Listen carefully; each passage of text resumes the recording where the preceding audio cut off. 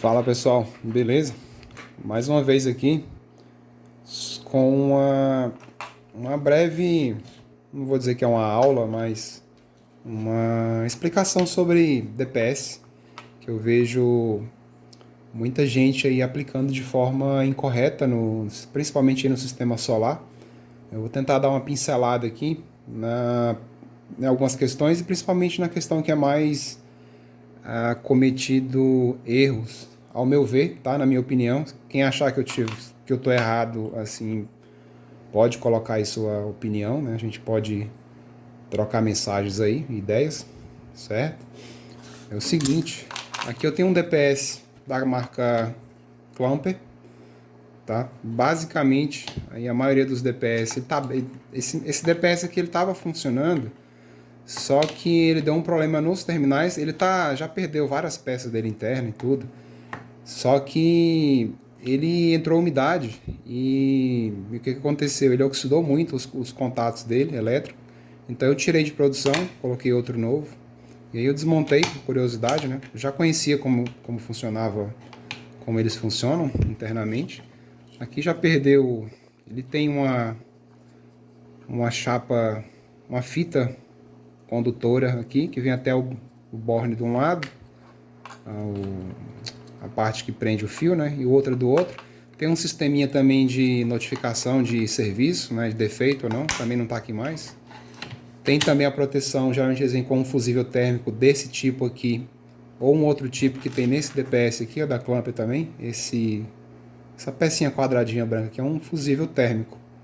Ele, de acordo com a temperatura no corpo dele, ou por corrente também, sobre a corrente, ele abre o circuito, né, para proteger contra incêndio aqui no DPS. Então é o seguinte, o que eu vejo muita gente, o primeiro ponto, né, que eu vejo as pessoas cometendo erro no dimensionamento de DPS, principalmente em sistema solar, é a tensão de serviço, tá? Aqui onde está escrito, agora eu não, agora tá difícil enxergar aqui a letra, mas é o C, se não me engano. As nomenclaturas aqui eu não tenho todas de cabeça, mas se não me engano é o C, 275 volts. Deixa eu aproximar aqui, ver se aí ficou melhor. 275 volts. Mas antes, né, uma pequena teoria aqui sobre o principal componente, né, de proteção. Esse aqui é o varistor, né, esse é um varistor bem grande. Tem outros tamanhos. Esse tipo aqui também é um varistor, 275 volts. Esse também é 275 volts, tensão máxima de serviço. Esse também, né, menorzinho lá dentro, ele vem um para cada linha, né, neutro, fase e terra. Tem um outro tipo, tem proteção telefônica. Mas no caso, o que a gente vai tratar aqui é desse tipo, de uso em quadro elétrico, né, streambox, enfim. Primeiramente, né, a questão que mais eu vejo as pessoas errando é a tensão de serviço. Quando você vai dimensionar um varistor para proteger um circuito, a primeira coisa que você vai ver é a tensão de trabalho do seu equipamento a ser protegido, certo? Se ele é 110, se ele é 127, se ele é, enfim, 450 volts, né? Vamos dizer, um controlador de carga aí de um inversor off-grid ou on-grid, enfim, o que você for proteger. Geralmente, as literaturas relacionadas com esse assunto de proteção contra surtos elétricos, elas têm alguns estudos mostrando a suportabilidade dentro de uma certa curva de surto, né? O que é a curva de surto? O momento que ela sobe a tensão, o momento que ela cai a tensão, né? A gente não precisa entrar em detalhes nisso agora, mas em média uma fonte chaveada normal de computador, de notebook, elas foram feitas para suportar um surto elétrico de até, dependendo da duração, tá? Tem várias curvas de duração de teste, inclusive aqui na etiqueta, quando eu for explicar melhor esses detalhes aqui, tem umas informações relativas à curva de de surto, né? De subida, rampa de subida e descida da elevação de tensão. Aí o que acontece? As pessoas... eu estava falando da suportabilidade das fontes, né? As fontes chaveadas, elas foram feitas, e por norma, existem normas regendo essa questão, elas precisam suportar em torno de 1.500 volts a 2.500 volts por um pico rápido, tá? E foi a função feita, criada do varistor para ser funcional na proteção. O varistor não serve para regular a tensão. Tem gente que acha que o varistor ele serve para regular a tensão do circuito, né? Quando a tensão sobe, ele vai regular e abaixar. E não é. A função do varistor primordial é conter picos rápidos de tensão, que seria num raio, né, uma descarga atmosférica, um chaveamento elétrico, um desligamento de um circuito, um religamento, que produz um faiscamento, e aí, quando cria um arco elétrico, principalmente, né, que seria mais ou menos comparando aí com um raio, né, um raio, uma descarga atmosférica, foi para esse tipo de surto, né, rápido, de rápida ocorrência, que o varistor tem a sua função principal, né. E aí o que acontece? As pessoas estão errando muito nessa questão aqui da tensão de trabalho de serviço, né? A UC aqui, 275 volts no caso, né? Vamos ver se eu consigo focar aqui. É meio difícil de... Deixa eu parar mais a mão aqui. Foca, bicho. Um pouquinho complicado para focar. Deixa eu... Aí, ó. Beleza. Essa tensão de serviço, 275 volts, ela é uma tensão mais ou menos aí padronizada para dispositivos, proteger dispositivos que estão funcionando entre 110 e 240 volts, tá? É um valor padrão bem, vamos dizer, com uma folga bem grande, para você estar protegendo aí esses equipamentos. Porque o que acontece? Eu tinha falado há poucos minutos atrás sobre a tensão de suportabilidade das fontes chaveadas, né? Fonte de computador, enfim, né? No geral.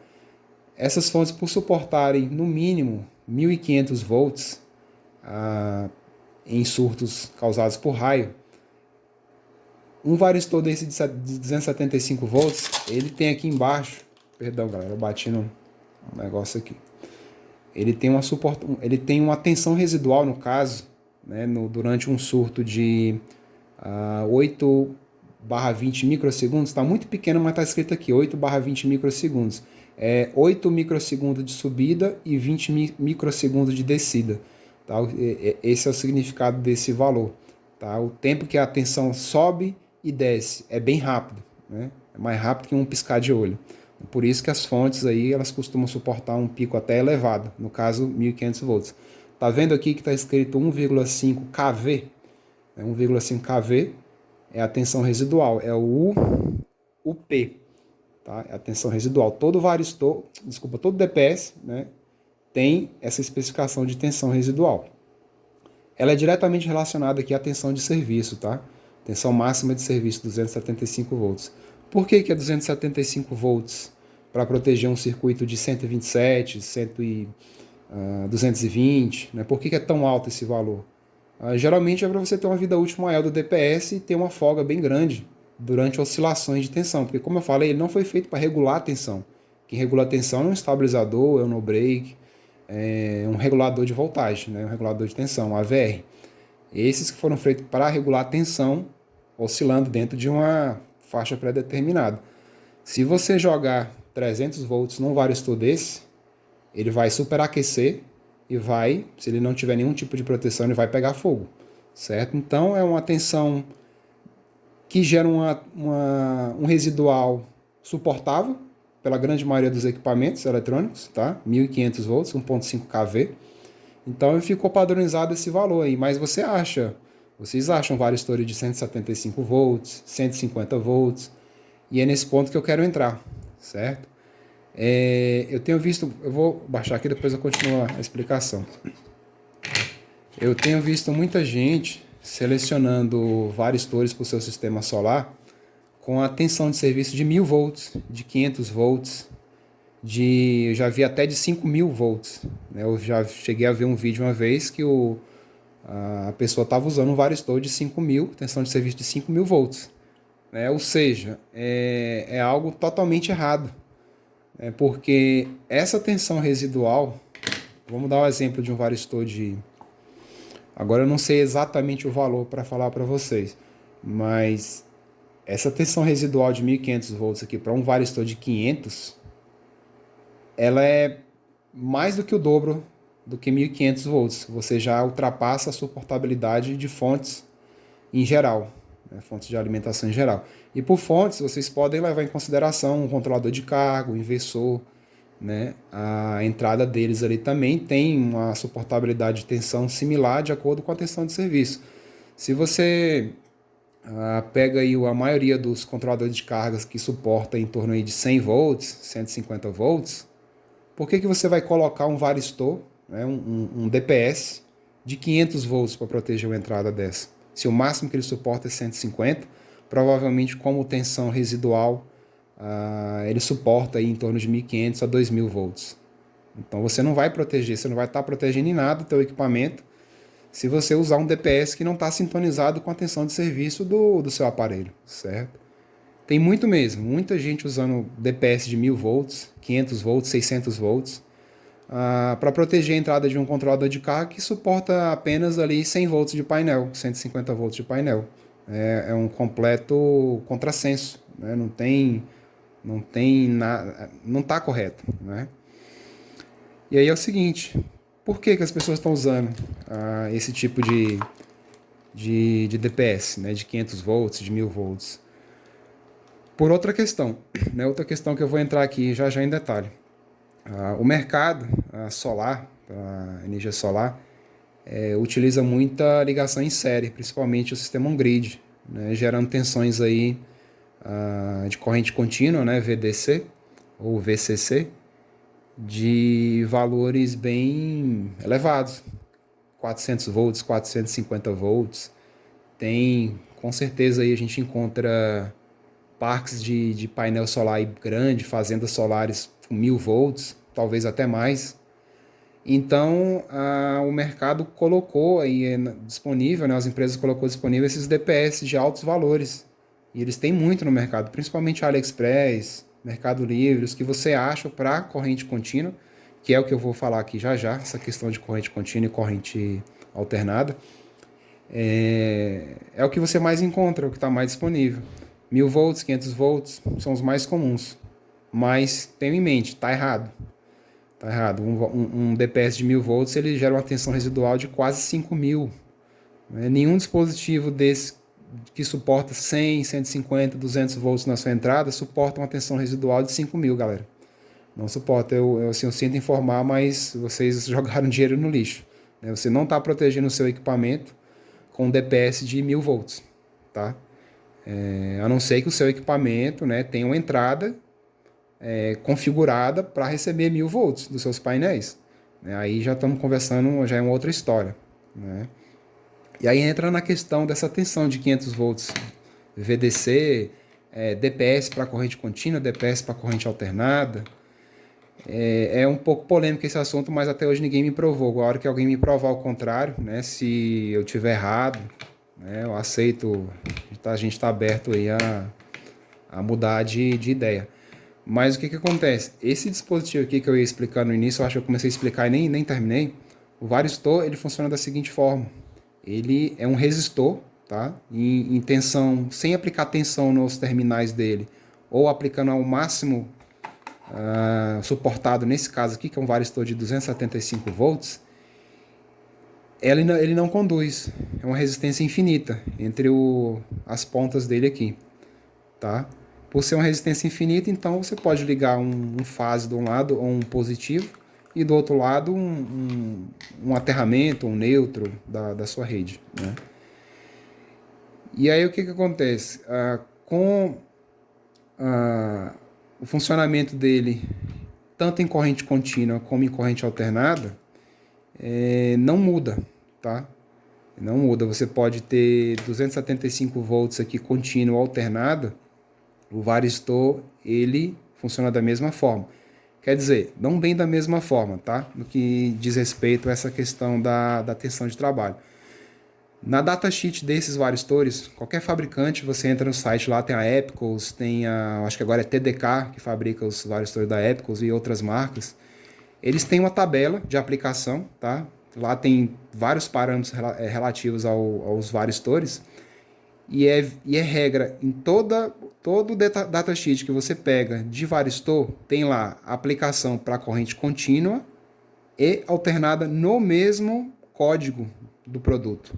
Ou seja, varistor em si foi feito para operar tanto em corrente contínua como corrente alternada. E aí que entra a polêmica, né?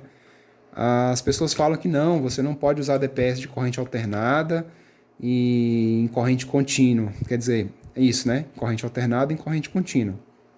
Ao meu ver, né, eu ia comprar, né, ainda vou comprar e posso fazer um segundo vídeo depois, desmontando um varistor dito para corrente contínua, né, e outro dito para corrente alternada. Esse, no caso aqui, a especificação é corrente alternada. Mas se a gente for igual que eu estava falando, se a gente for na datasheet do produto, não tem nenhuma distinção de varistor. Não existe varistor para corrente contínua e outro para corrente alternada. É o mesmo produto. Por que eu teria que comprar um DPS então para corrente contínua, se a especificação do principal componente para proteger o seu equipamento, ele serve para os dois? A única diferença que vocês vão ver na datasheet desses dispositivos aqui é que, do varistor no caso, é que as tensões de serviço ela variam um pouco. Aí que eu acho que é o ponto que os fabricantes distinguem DPS para corrente contínua e DPS para alternada. Simplesmente a diferença na tensão de serviço aqui. Eu não me recordo agora, eu tinha que estar aqui agora com uma datasheet para ver, mas depois no próximo vídeo a gente pode comparar isso daí. Em corrente contínua, a tensão, se não me engano, a tensão para o uso do mesmo varistor, se não me engano, ela é menor, tá? Ela é um pouco menor do que 275 volts. Se não me engano, é 200 volts, alguma coisa assim. Mas eu posso estar enganado aqui. Eu sei que é diferente, tá? Há uma variação de tensão de aplicação. Você tem que ver se a sua aplicação é em corrente contínua ou alternada. Mas, enfim, a diferença é pouca, tá? Eu acho que não vai nem 20 volts. Eu não lembro ao certo, né? Mas eu falei 200 volts, mas posso estar equivocado aqui. Mas eu lembro que quando eu olhei na ficha técnica desse varistor, era uma diferença pouca entre corrente contínua e alternada. E aí as pessoas alegam o seguinte, não, que o DPS para corrente contínua tem uma câmera de extinção de arco elétrico, né? Ninguém me provou isso ainda, né? Abri no varistor, eu quero provar para mim mesmo que não tem diferença, né? E é aquela coisa, o varistor foi feito para desviar uma corrente de surto de um raio, galera. Né? O que tem mais de potente em arco elétrico do que um raio? Né? Uma tensão elevadíssima entrando aqui nos terminais e descendo para o aterramento, passando por dentro do varistor. Por que então que o varistor de corrente alternada, por ele receber uma corrente tão alta de um raio, né? Claro que o raio não vai cair direto aqui, ele vai cair numa rede externa, vai cair próximo da residência, de uma construção, e parte dessa energia, que não é pouca também, vai passar por aqui. Mas ela é alta o suficiente para criar um arco elétrico, certo? Então teria que ter um varistor especial, na minha opinião, né? E não só um sistema aqui para extinguir esse arco elétrico, que é a alegação do que para o que serve um DPS de corrente contínua e outra alternada. Até então, né, como eu não tenho dois aqui para comparar, né, eu não vou dizer com 100% de certeza, mas no varistor em si não muda em nada, tá? A não ser a tensão de serviço. E aí o fabricante faz um varistor para tensão contínua, né, corrente contínua, e bota o valor de tensão de serviço dele aqui. A única diferença que eu vi até hoje foi essa, né, essa diferença aqui. Eu ainda vou comprar um DPS para corrente contínua para fazer um comparativo, para ver se realmente há uma distinção na construção interna dele ou se é a mesma coisa. Tá? A princípio, na minha opinião, não é. Quer dizer, na minha opinião, ele é a mesma coisa, né, entre um e outro. Certo? E aqui, algumas pessoas confundem unidades de medida, né? Essa questão aqui de KA, né? Eu vejo algumas pessoas falando que isso aqui é KVA, não é KVA, né? Eu vou parar de botar o dedo ali para não desfocar. Então tem ali a UC, né, que é a tensão de serviço, de trabalho do DPS máxima. Logo em seguida vem a L max, né, que é a corrente máxima de desvio de surto, que no caso desse varistor aí, ele é de 45 kA, tá? Dentro da curva de 8/20 microsegundos. E tem também a outra que é LN, que é 20 kA. Tá? Agora também eu vou ficar devendo a diferença entre essas duas capacidades. Apesar de vir ali escrito 8/20 microsegundos nas duas capacidades, eu creio que uma delas se refere a uma curva de surto diferente. Porque tem outra curva de padronizada de teste, que eu acho que é 30/50 milissegundos, e eu creio que seja isso, tá? Essa questão aí. Tá? Por estar 45K numa unidade ali, numa medida, e 20K na outra. Enfim, né, o principal objetivo desse vídeo aqui foi explicar, né, a questão da tensão, se atentar à tensão de serviço, sempre mais próximo possível da tensão de serviço do teu equipamento a ser protegido, com uma folga para cima, como no caso desse aqui. Um DPS desse de 275 volts, ele protege muito bem aí um controlador de carga de 100 volts, tá? 100, 150 volts. Mas se você achar um DPS de 150 volts, 175 volts, é melhor ainda. Para proteger uma entrada de um controlador de cargas simples aí, ou esses mais comuns aí do mercado, certo? Outra questão é a tensão residual, né? Aqui que eu já expliquei. E a questão de DPS para corrente contínua e corrente alternada, que ao meu ver não tem diferença. Até então não tem diferença. Beleza, galera? Então, no mais, eu basicamente falando é isso. Tem as questões aí de aterramento, mas essa é um outro assunto polêmico também. Tá? Eu, pessoalmente, só para constar, resumidamente falando, não gosto de usar o esquema de aterramento TT, tá? Para quem quiser pesquisar aí sobre o assunto, né, os esquemas de aterramento. Minha opção é o TNCS ou TNS, tá? A minha favorita, tanto para proteger contra choques elétricos, como também proteger, principalmente na proteção contra raios, tá, galera? O aterramento TT ele não é um dos mais recomendados, não, mas é o que a maioria usa, né? Que eu vejo usando os seus sistemas solares aí, é o que a maioria usa, é um sistema TT, tá? Eu vejo muita gente não aplicando DR, tá bom? Na saída dos seus inversores aí. Você fica sem uma proteção contra choque elétrico, usando apenas um aterramento TT, sem dispositivo DR. É importante usar, tá? Mas isso aí é outra questão, é outra história, é uma outra polêmica. Beleza, galera? Falou, até mais. Detalhe, pessoal, né? Deixa eu pegar aqui um disjuntor para corrente contínua. Esse caso aqui, esse disjuntor, a VEG diz que ele suporta corrente alternada e corrente contínua. Só para exemplificar aqui. Aqui é outra história, tá, galera? Não confunda DPS com disjuntor. Disjuntor realmente existe os para corrente contínua e corrente alternada, tá? Só para acrescentar aí, para não haver confusão, tá? Eu havia me esquecido aí no final do vídeo, eu estou acrescentando aqui essa informação, porque, resumidamente falando, se você precisar seccionar um circuito aqui passando alta corrente contínua num disjuntor comum, pode ser que no momento que você desligar, ele não extinga, ele cria um arco elétrico aqui, ele não extinga esse arco, tá? Já um disjuntor feito para corrente contínua, ele vai ter uma câmara de extinção de arco elétrico, tá? De arco voltaico aqui dentro do disjuntor. E é muito perigoso, tá, galera? Você criar esse arco aqui, ele pode fazer o seu equipamento, o seu disjuntor, sua stream box pegar fogo. Beleza, galera? Fiquem atentos aí. Pessoal, só para adicionar aqui uma correção no final, tá? Eu vinha falando da corrente aqui de capacidade de desvio, né? De corrente advinda de um raio, né? Aqui no caso, né? Vamos dar o exemplo aqui do 45K. O K, como todos sabem aí, o K é uma unidade, um prefixo para 1000, certo? Então 45KA quer dizer 45.000 amperes.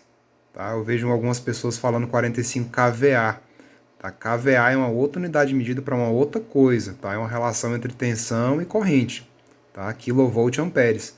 Quiloamperes, isso aqui é a capacidade do DPS, no caso ali do varistor, né? De divergir uma corrente que está chegando aqui em um dos lados dele, para o outro lado, para no caso descer para um aterramento, tá bom? Ou uma linha contra a outra linha. Ele vai absorver a parte da energia desse surto, que ele vai esquentar, tá? E o excesso de energia vai descer aqui para outra linha, outra fase. Você pode aplicar fase e fase também, DPS entre duas fases, tá? Porque ele também vai zerar a tensão aqui para os equipamentos adiante, tá bom? Então é só essa questão. E um outro detalhe também que eu mencionei aqui no vídeo aí, a L, né? A unidade aqui para corrente é I, tá bom? Não é L. Eu falei L eu acho que umas 2, 3 vezes. É I max, tá bom? Corrente máxima aqui, 45.000 amperes. Beleza? Só isso aí, só para corrigir, para não deixar nenhuma dúvida. Beleza, galera? Falou, até mais.